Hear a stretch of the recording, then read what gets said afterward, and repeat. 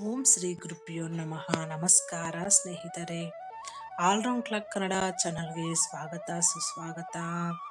ಇವತ್ತಿನ ವಿಡಿಯೋದಲ್ಲಿ ಹೊಸ ಮನೆಯನ್ನು ಕಟ್ಟಿದಾಗ ಗೃಹಪ್ರವೇಶ ಕಾರ್ಯದ ಮೂಲಕ ಮನೆಯನ್ನು ಪ್ರವೇಶಿಸುವ ಸಂಪ್ರದಾಯ ಪದ್ಧತಿ ಇದೆ. ಗೃಹ ಪ್ರವೇಶವು ಹೊಸ ಮನೆಯಲ್ಲಿ ಮಾಡುವ ಮೊದಲ ಶುಭ ಕಾರ್ಯವಾಗಿರುತ್ತದೆ. ಗೃಹ ಪ್ರವೇಶವನ್ನು ನಿಯಮಾನುಸಾರ ವಿಧಿವಿಧಾನಗಳ ಪ್ರಕಾರ ಮಾಡಬೇಕನ್ನುವ ಪದ್ಧತಿ ಇದೆ. ಗೃಹ ಪ್ರವೇಶವನ್ನು ಮಾಡುವಾಗ ನಾವು ಯಾವೆಲ್ಲ ವಿಚಾರಗಳನ್ನು ಗಮನದಲ್ಲಿಟ್ಟುಕೊಳ್ಳಬೇಕು? ಗೃಹ ಪ್ರವೇಶ ಮಾಡುವಾಗ ಇವುಗಳೆಲ್ಲ ಗಮನದಲ್ಲಿಟ್ಟುಕೊಳ್ಳಬೇಕಾಗುತ್ತದೆ. ಯಾವುದು ಅದು ಅಂತ ವಿಡಿಯೋ ಪೂರ್ತಿ ನೋಡಿ. ನಿಮಗೆ ಇಷ್ಟ ಆದರೆ ಶೇರ್ ಮಾಡಿ. ಹಂಗೆ ಹೊಸದಾಗಿ ನಮ್ಮ ವಿಡಿಯೋಸ್ ನೋಡ್ತಾ ಇದ್ರೆ ಸಬ್ಸ್ಕ್ರೈಬ್ ಮಾಡ್ಕೊಳ್ಳಿ. ಇವತ್ತಿನ ವಿಡಿಯೋದಲ್ಲಿ ಹೈಲೈಟ್ಸ್ ಏನಂದರೆ, ಗೃಹ ಪ್ರವೇಶ ಮಾಡುವುದು ಹೇಗೆ, ಗೃಹ ಪ್ರವೇಶ ಮಾಡುವಾಗ ಇವುಗಳು ಗಮನದಲ್ಲಿ ಇಟ್ಟುಕೊಳ್ಳಬೇಕು, ನಿಯಮಾನುಸಾರ ಗೃಹ ಪ್ರವೇಶ ಯಾವ ಥರ ಮಾಡಬೇಕು ಅಂತ. ಹುಟ್ಟಿದ ಮನುಷ್ಯನಿಗೆ ಸಾವಿರಾರು ಕನಸುಗಳಿರುತ್ತವೆ. ಅವುಗಳಲ್ಲಿ ಆತನಿಗೆ ತಾನು ಮಣ್ಣಲ್ಲಿ ಮಣ್ಣಾಗುವುದರೊಳಗೆ ಸ್ವಂತ ಮನೆಯನ್ನು ಕಟ್ಟಿಕೊಳ್ಳೆಂಬ ಕನಸೂ ಒಂದಾಗಿದೆ. ತನ್ನ ಕನಸಿನಂತೆ ಒಂದು ಸುಂದರವಾದ ಮನೆಯನ್ನು ಕಟ್ಟಿ ಅದರಲ್ಲಿ ತನ್ನ ಕುಟುಂಬದೊಂದಿಗೆ ಸಂತೋಷ ಹಾಗೂ ಶಾಂತಿಯುತವಾದ ಜೀವನ ನಡೆಸಲು ಬಯಸುತ್ತಾನೆ.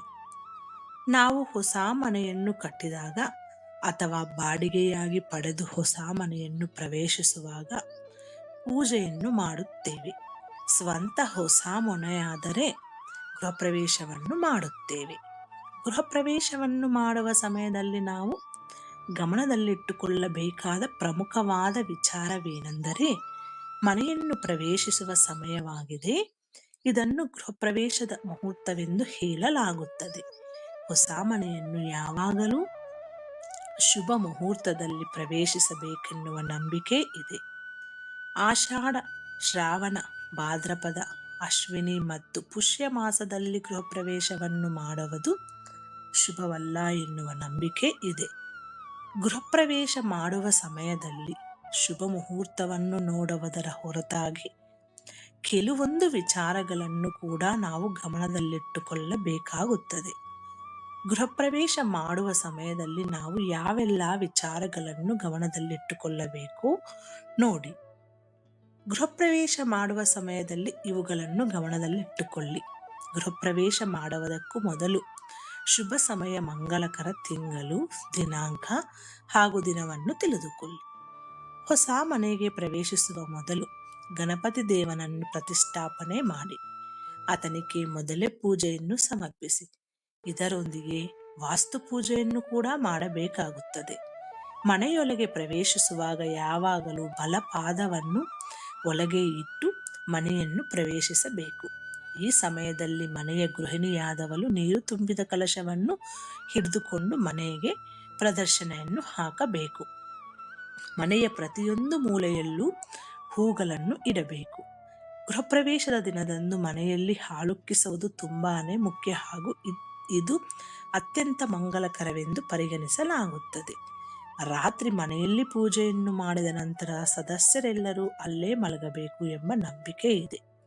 ಇದಲ್ಲದೆ ಗೃಹ ಪ್ರವೇಶದ ನಂತರ 40 ದಿನಗಳವರೆಗೆ ಹೊಸ ಮನೆಯನ್ನು ಖಾಲಿ ಬಿಡಬಾರದು ಎನ್ನುವ ನಂಬಿಕೆ. ಕುಟುಂಬ ಸದಸ್ಯರಲ್ಲಿ ಯಾವುದೇ ಒಬ್ಬ ಸದಸ್ಯನಾದರೂ 40 ದಿನಗಳ ಕಾಲ ಮನೆಯಲ್ಲೇ ಇರಬೇಕು ಎನ್ನುವ ನಂಬಿಕೆ. ಗೃಹ ಪ್ರವೇಶವನ್ನು ಮಾಡುವ ಸಮಯದಲ್ಲಿ ನನಗೆ ಏನೂ ಗೊತ್ತಿರಲಿಲ್ಲ. ಅದಕ್ಕೋಸ್ಕರ ನಾನು ತುಂಬ ಯೂಟ್ಯೂಬ್ ವಿಡಿಯೋಸ್ ನೋಡಿ ಅದರಿಂದ ಎಲ್ಲ ತಿಳ್ಕೊಂಡು ನಾನು ಸಹ ಮಾಡಿರೋದು. ಅದಕ್ಕೆ ಈ ವಿಡಿಯೋ ನಿಮಗೆ ಉಪಯೋಗಕರ ಅನಿಸುತ್ತೆ ಅಂತ ನಾನು ಅಪ್ಲೋಡ್ ಮಾಡ್ತಾ ಇದ್ದೀನಿ. ಗೃಹ ಪ್ರವೇಶವನ್ನು ಮಾಡುವ ಸಮಯದಲ್ಲಿ ಅಥವಾ ನೀವು ಕಟ್ಟಿದ ಹೊಸ ಮನೆಯನ್ನು ಪ್ರವೇಶಿಸುವ ಸಮಯದಲ್ಲಿ ಈ ಮೇಲೆ ತಿಳಿಸಲಾದ ಎಲ್ಲ ನಿಯಮಗಳು ಕಡ್ಡಾಯವಾಗಿ ಪಾಲಿಸಬೇಕಾಗುತ್ತದೆ. ನಿಯಮಾನುಸಾರ ಗೃಹ ಪ್ರವೇಶ ಮಾಡುವುದರಿಂದ ಆ ಮನೆಯಲ್ಲಿ ವಾಸಿಸುವ ಜನರ ಏಳಿಗೆಗೆ ತುಂಬ ಉಪಯೋಗಕರ ಆಗುತ್ತದೆ. ಏಳಿಗೆಯಾಗುವುದು ಅಂತ ಈ ವಿಡಿಯೋದಲ್ಲಿರುವ ಎಲ್ಲ ಅಂಶಗಳು ನಿಮ್ಮ ಸ್ವಂತ ವಿವೇಚನೆ ಬಳಸಿ ನಿರ್ಧಾರಗಳೆಲ್ಲ ತೆಗೆದುಕೊಳ್ಳಿ. ಈ ವಿಡಿಯೋ ನಿಮಗೆ ಉಪಯೋಗಕರ ಅನಿಸಿದರೆ ಶೇರ್ ಮಾಡಿ.